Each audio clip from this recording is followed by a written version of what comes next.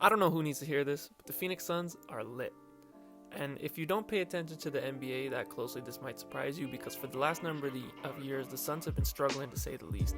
Steve Nash and Amari Stoudemire have pretty much been the last time the franchise has been consistently good. They have had some good players like Eric Bledsoe, Isaiah Thomas, and obviously Devin Booker. He's a star. However, this has not really led to anything meaningful in terms of winning and making the playoffs. As you can see on the screen, they've been terrible up until last season.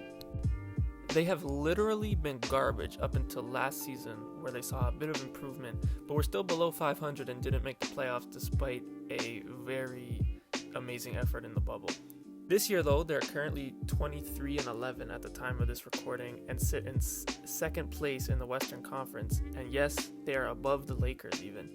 And we're probably all wondering, is this a team that's legit? Can they actually make the playoffs and make some noise there? The Suns front office was busy this offseason acquiring Chris Paul from the Thunder. He obviously adds a lot of veteran leadership and experience to a young team, which is very important. He also takes control of the offense, which opens up a lot of easier shots for Devin Booker and can allow him to play more of his natural position at the 2. Previous years, he was sometimes in situations where he had to force up bad shots on bad teams, lowering his shooting percent. Having CP3 will get him off the ball more and will open up a lot of catch-and-shoot opportunities, which can then lead to him getting easier looks at the rim when the defense begins to run him off the line. Having CP3 also greatly benefits DeAndre Ayton. All he has to do is set a good screen and roll hard, and if he's open, Chris Paul will find him on a lob or a pocket pass. Playing with a passer like CP3 will open up a lot of great opportunities. Equally as important but oftentimes overlooked, the Phoenix Suns supporting cast is benefiting them greatly. NBA teams put great value in guys who can defend and hit the 3-ball. The Suns' Mikal Bridges is the perfect 3-and-D type player to complement CP3, Booker, and Ayton. He's very long and bothers shots all over the court. He's shooting 42.6% from 3 so far this season, and he's also a good cutter and always seems to find easy baskets within the team's offense.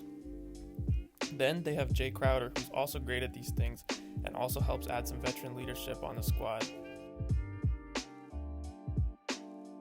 Also, with the improvement of Cam Johnson, who's coming off the bench, hitting lots of threes, doesn't hurt either.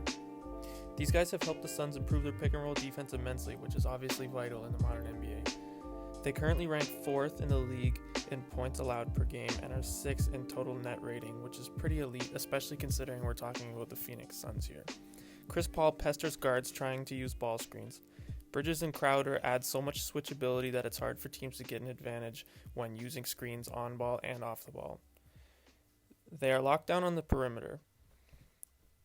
Ayton is the anchor and protects the rim and helps mitigate rolling big men in the ball screen situations. With Chris Paul at the head of the snake, a star in Devin Booker, who will have his most efficient season yet, watch out for the Suns. This combined with the gold standard of 3-and-D players being Mikal Bridges, a blossoming big man who protects the rim and is developing his offensive game, the Suns have a very solid roster and can make some noise in the playoffs. They have the talent to beat anyone on any given night, and I'm sure teams do not want to see them in the playoffs. I think they can make it as far as the Western Conference Finals, where they will likely face the Lakers. Unless they meet them earlier in the playoffs, I do believe that the Lakers are the only team that they probably cannot beat. That being said, anything can happen. They could be knocked out earlier. They could even perhaps beat the Lakers.